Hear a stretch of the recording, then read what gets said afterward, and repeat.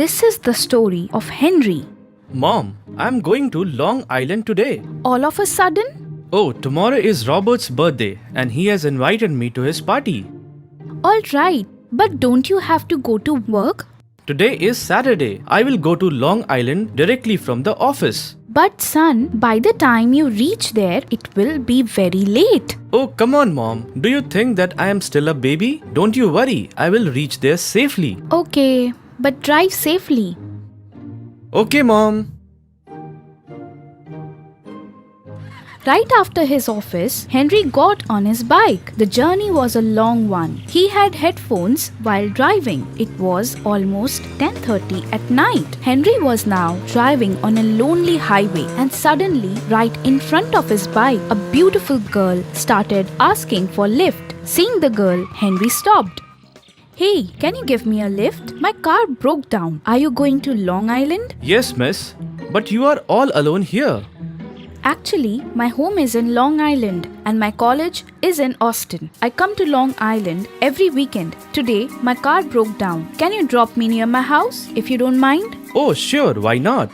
That girl sat on Henry's bike and they both set out towards Long Island. You said you study at the University of Austin? Yes, University of Austin. Oh, that's great. I even passed out of the same university. Really? Which stream? Arts. What a coincidence! Even I am doing arts. Oh, before that, can you tell me where do you stay? I'm based in Texas. Me too. Is it so? How can this happen? Can you tell me where you stay in Long Island? Near Montauk Point Lighthouse. Strange, I am even going there as well. And just like that, that beautiful girl and Henry kept talking for hours. Here, we have reached Montauk Point Lighthouse. Oh, just take a right turn. Henry took the directions given by the girl and reached near a house. This is my friend's Robert's villa. Where do you stay? The moment Henry turned around, he found that the girl had disappeared. Henry was stupefied. He got down from his bike and started searching for that girl. He found that the girl was going inside Robert's villa. Henry ran behind her, but the moment Henry tapped on her shoulder, the girl's neck twisted and now she was looking at him and changed into a witch. Since that day, Henry has been in a psychiatric ward. Even to this day, he can see her everywhere. A long time ago, a king ruled in Brington. He was very generous. In the same state, there was another king named David. He had 4 queens. First was priest class, the second was from warrior clan, the third was from traders class, and the fourth was of lower class. The queen from priest class had a son whose name was Eliza. Warrior queen gave birth to 3 sons. First was John, the second was Alexander, and the third was Matthew. Queen from traders class gave birth to a son, Eric, and the last queen had a son named John. When they grew up, the elder queen's sons left the home and came to Brantford. Hey king, your father was ruling over there. That boy killed the king and took the kingdom for himself and turned to Winchester. It was a coincidence that he died when he reached Winchester. After his death, the elder son of warrior Queen John sat on the throne. After some time, Alexander sat on the throne. One day, King Alexander learned about King Michael. He learned that he earned the throne by the grace of King Michael. The priest advised him, Hey king, everyone in this world knows about you, but your kingdom will not be stable unless King Michael coronates you. You should be coronated by him. Alexander agreed to this, and he went to King Michael along with his acknowledgeable and reliable partner, Gavin. King Michael welcomed him with pleasure. After 5 days, Luthien advised King Alexander. Tomorrow when we will say goodbye, King Michael will ask you if there is anything you desire. The king has a throne in his house. It is the same throne that Lord of the universe gave to Lord of heaven, and then Lord of the heaven gave it to King Michael. The speciality of this throne is that whoever will sit on this throne will rule over 7 islands and 9 continents of the earth. It is decorated with many precious stones and it has 32 molded statues. My king, you must ask for the throne. The next day when Alexander went to say goodbye, he asked for the throne. King Michael was bound by his promise. So he coronated King Alexander to the throne. When King Alexander returned to his kingdom, he called all the priests for a meeting. I want to perform a ceremony. Can you please tell me if I am worthy of this throne or not? You are known for your bravery all over the world. You have no enemy. You can do as you please. Call all your family members, donate money for marriage of 125,000 girls and donate 125,000 cows. Give wealth to the priest. Don't take money from creditors for 1 year. Hey king, have you ever made such a huge donation in your life? Then you can sit on the throne. Today's day is over. Make preparations for tomorrow. Tomorrow I will sit on the throne. In this way, the first statue of the magical throne did not allow King Henry to sit on the throne. The next day, another statue told him one more story of Alexander. Meena and her husband Sumit lived in Mumbai with their son Ritvik and daughter Simran. Both husband and wife had good jobs. Ritvik and Simran used to study in a big school. She had a big and beautiful house. Meena's in-laws lived in the village where he was a teacher, so he could rarely come to meet his children. One day, Meena was leaving for office. Meena then said to Ritvik, Ritvik, I had prepared food for both of you and kept it in the kitchen. Eat food as soon as possible when you get home. And I have kept your tiffin in the same place. And take care of the house. Yes, Mom, you may leave. But Mom, could you please give us some money today? We have some plans. After the school, all of our friends are going to eat pizza. I also want to go. Oh wow! You guys seem to be having a nice party today. But then who will eat the food? Mom, please give it, Mom. Alright, take this 500 rupees. After paying the money, Meena goes to office with Sumit. Now both the kids go to eat pizza and burger after the school is over. Slowly now it started happening every day. Children sometimes used to take money from Meena and sometimes from Sumit. Now they did not like home food at all.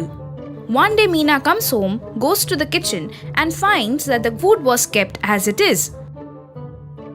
So Meena calls Simran. Come here, Simran. Come. Have you both eaten outside today? Yes, Mom. We both ate finger chips and vada pav today, and it was delicious. Just then Ritvik comes there and tells his mother, Hey Mom, do you know? Fast food tastes more delicious than your food. We like to eat that fast food, Mom. And Mom, yes, even today I will not eat food. Food from outside is not good to eat every day. It is okay to eat it once in a while. No, Mom, we like this food and will only eat it. Meena explains a lot to the kids, but they don't understand anything. Now, she considers not giving them money anymore, but the children continue to eat fast food with money from their piggy bank. Meanwhile, Meena's mother-in-law arrives to meet everyone, and she notices that Meena cooks food every day. But the children get pizzas, burgers, noodles or something from the outside and eat it at home. So Meena's mother-in-law said, Meena, since I have been here, I have noticed that you cook food every day, but children get food from outside. Have you seen their health? How fat they have become. Both the children had become fat after eating outside. Pizza, burger, finger chips. Both the kids became fat after eating junk food. But Ritvik nor Simran listened to Meena nor Sumit. Now Meena said to her mother-in-law, What should I do, Mom? I don't understand anything. I even have stopped giving money to them, but they eat fast food by taking money from the piggy banks.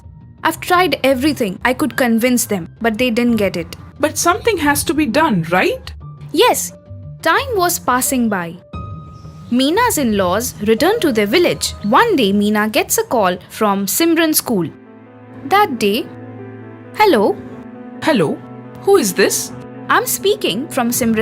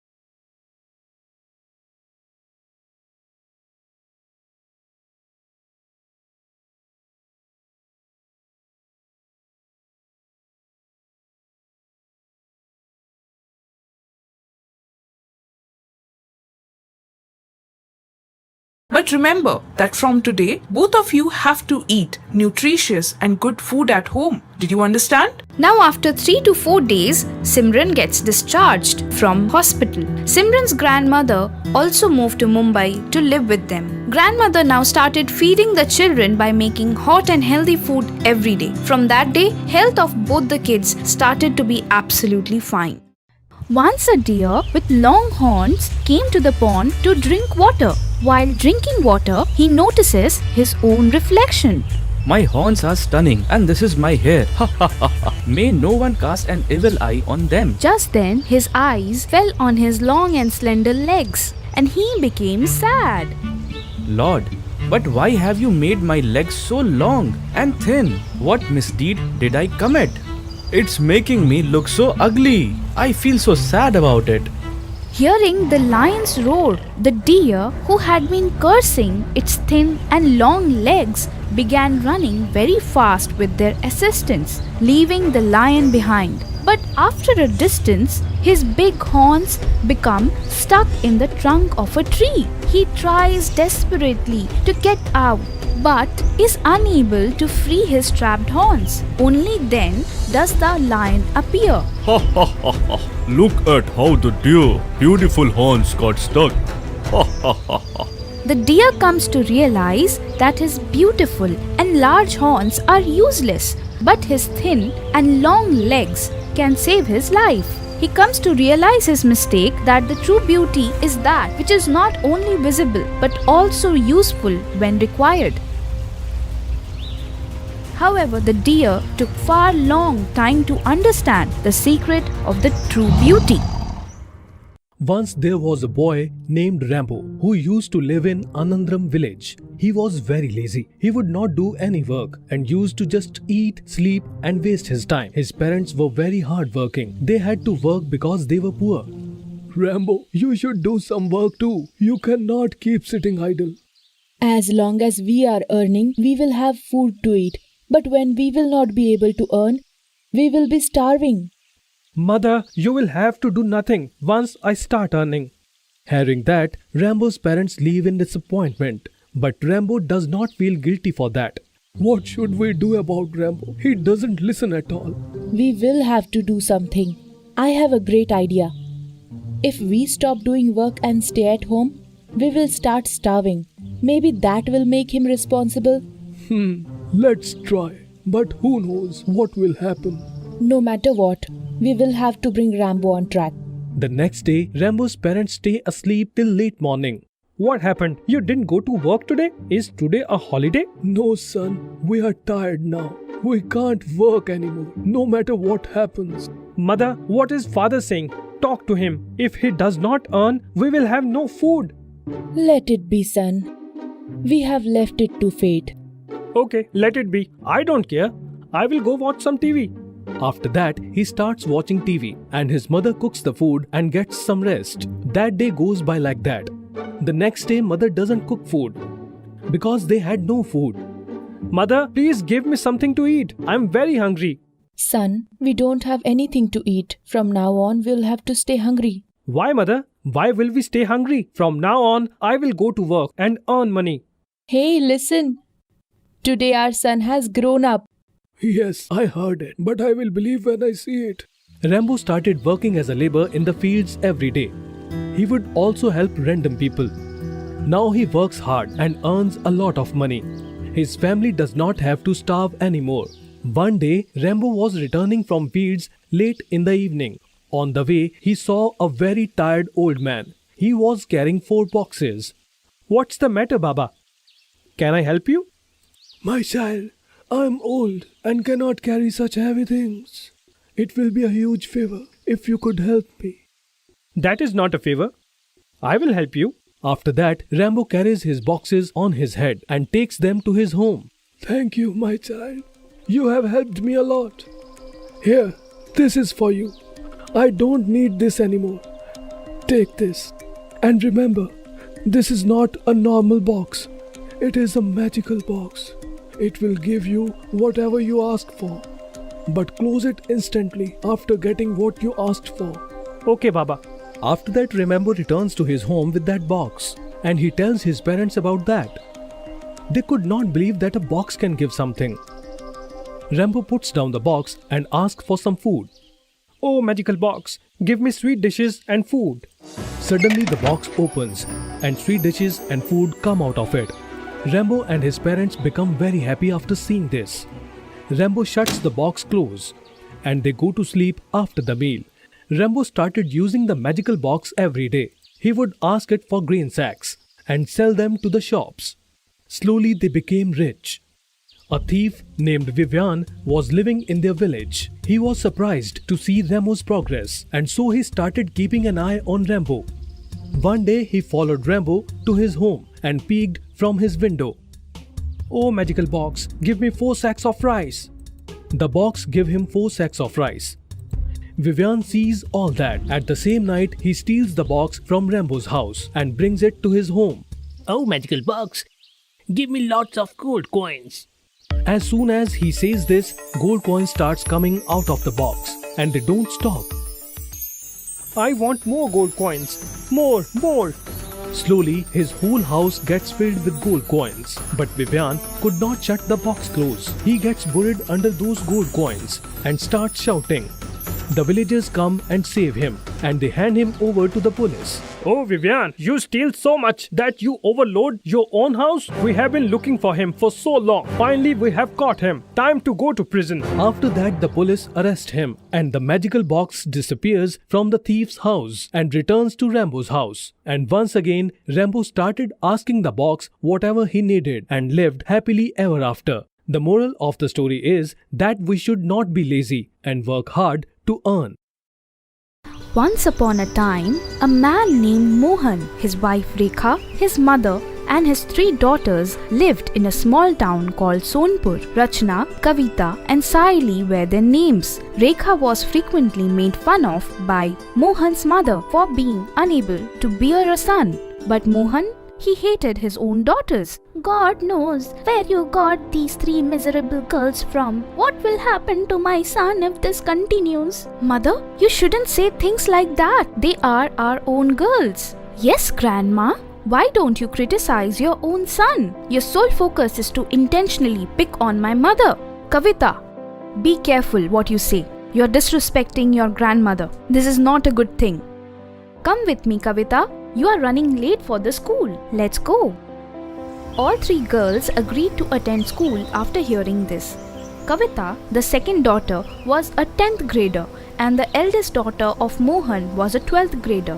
Saili, the third youngest daughter, was a 7th grader. Rachna worked a part-time job in addition to attending school, earning enough money to buy the school supplies for her sisters. Saili said to her mother in the evening when all 3 daughters returned home, "Mom, I'm starving to death. Could you please bring me some food?" "Yes, absolutely. After all, you were born solely to consume food." Why? Don't you think your son should have considered this before bringing us into the world? Kavita, Saili, enough. Go to your rooms. I'm preparing your dinner. I will give you all a call when it's ready. Rachna was busy helping her mother in the kitchen, while Rekha was busy preparing the supper. Rekha was well aware that her mother-in-law and husband were both downright disrespectful to her. In their eyes, she was nothing more than a puppet. His mother would say to him, "Oh, my dear son, nowadays your daughters are talking back to me." Why? What happened? Granny then lies through her remaining teeth to Mohan, while Mohan begins whacking his girls. Rekha then interrupts her enraged husband and tells him, "What are you doing? She's no longer a baby." If I had taken the correct steps when she was a baby, I wouldn't have to deal with this. Stop it right away. A few years passed in this manner before Rekha discovered she was pregnant again. Suddenly, Granny said, "Rekha, look, you must definitely have a son this time." Yes, Mom. Don't you worry. His daughters are all grown up now. Rachna was working and had recently graduated. Kavita blossomed into a stunning beauty who aspired to be an actress. She was, however, aware of her family's circumstance. She went to her sister Rachna and explained her the situation by saying, "We are both of marriageable age, Rachna, and they still want children. If my friends found out about this, they would make fun of me. Rachna, I want you to know that I'm leaving this house for good. I can't stay here any longer. Don't you worry about me, my dear sister. Once I'm settled, I'll take you, Saili, and Mom out of this hell." "But Kavita," "Sister, there are no ifs and buts. I'm going tomorrow itself. But you take care of yourself and Saili." Kavita leaves for college the next day. Despite this, Mohan is furious when he learns about this late at night. Suddenly, Granny, "What the hell happened to this girl? She has not yet returned home." It will be better for us if she does not return. "Do you even know what you're talking about? She's our daughter." After a few days, Kavita's absence only troubled Rekha because Rachna and Saili knew where Kavita had gone, but they remained silent for the sake of their mother's broken heart. They became silent observers of what was going on. When Rekha was in excruciating pain one day, she was rushed to the hospital. Rekha gives birth to a lovely son. Everyone was overjoyed when they heard the good news. Rachna dialed Kavita's number and told her everything. Kavita then shares her accomplishment with her. When Rachna and Saili went to see their brother in the hospital, their father and granny wouldn't even let them touch the baby. When they saw this, both of the girls were heartbroken and returned home. With everyday insults and taunts, as well as their father and granny's horrible behavior today, Rachna and Saili both felt they had had enough. Now, Rachna told Saili, "What do you want to eat today, Saili? You are free to eat whatever you want. I am extremely happy." "Rachna, do you think our lives will now change for the better?" Saili, "Well, I can't say that, but I'm confident that our miserable lives will change for better in matter of days, 100 times better." Just as Saili and Rachna were about to say something, Rachna's CSC result flashed. On the day Rekha was supposed to be released, there was a huge crowd of police officers outside Mohan's house. Many photographers and interviewers were waiting for her to conduct an interview. Mohan, on seeing this, "Oh my goodness, what else do I need to see? What is this omen? Just as we bring our son home." "You should check it out for yourself." One of the interviewers asked Rachna, "How would you like to contribute to our society, madam?" One such negative aspect of our society that forces many girls to forget their formative years is something I want to end. I want to change our society's patriarchy. A son can do whatever he wants while still bringing honor to his family. I want to change the mindset that believes a boy is the only source of hope. I want to be a suitable response to those who believe that girls are useless. Everyone began clapping as soon as Rachna's speech ended. Mohan realized his error at the same time. He went over to Rachna, Saili, and Kavita, who had just come to celebrate Rachna's achievement, and apologized in front of everyone. For the first time in his life, Mohan hugged his 3 daughters. Mohan provided Saili with the best education possible, and she went on to become a doctor.